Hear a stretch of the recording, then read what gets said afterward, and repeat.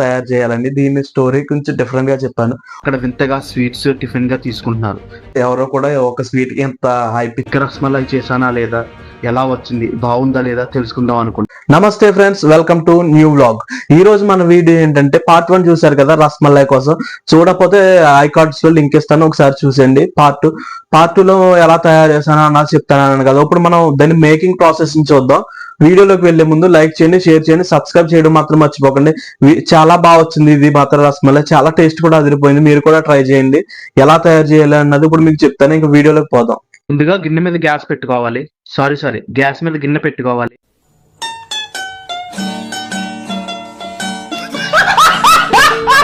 దానిలో పాలు వేసి మరిగించుకోవాలి.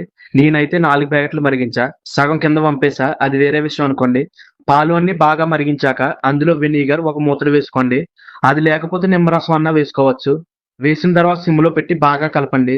పాలు అంతా నీళ్ళ నుండి వేరయ్యి విడిపోవాలి. దగ్గరికి వచ్చే వరకు కలపండి.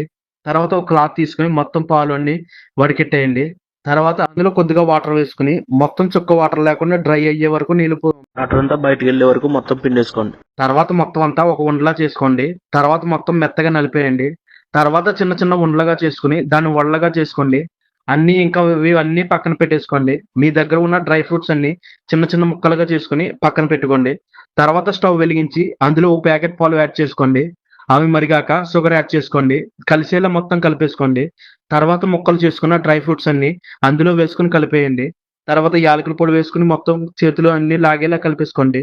తర్వాత అందులో ఎల్లో ఫుడ్ కలర్ యాడ్ చేసుకోండి. మొత్తం రంగు మారేలా కలిపేయండి. తర్వాత స్టవ్ వెలిగించి ఒక గిన్నె పెట్టుకుని అందులో ఒక బౌల్ షుగర్ యాడ్ చేసుకోండి. అందులో 2 షుగర్స్ వాటర్ వేసుకుని బుడగలు వచ్చే వరకు బాయిల్ అవ్వనివ్వండి. తర్వాత తయారు చేసుకున్న చిట్టిగారులన్నీ ఒకటి తర్వాత ఒకటి కొంచెం గ్యాప్ తీసుకుని అన్ని వేసేయండి. అన్ని బాయిల్ అయ్యాక దించేసుకోండి. తర్వాత ఒకటి తర్వాత ఒకటి జాగ్రత్తగా ఇందులో తయారు చేసుకున్న పాలలో అన్ని ఒకటి తర్వాత ఒకటి వేసేయండి. ఇంకా అంతే, రస్మలై రెడీ. ఇవి ఫ్రిడ్జ్ లో పెట్టుకుని తింటే ఉంటుందండి. దీనికి ఇంత హైప్ ఇవ్వడం కూడా కరెక్టే అనిపించింది. ఇది అంత టేస్ట్ అయితే అంత బాగుంది. మీరు కూడా ట్రై చేయండి. ఇదైతే చాలా బాగుంది టేస్ట్.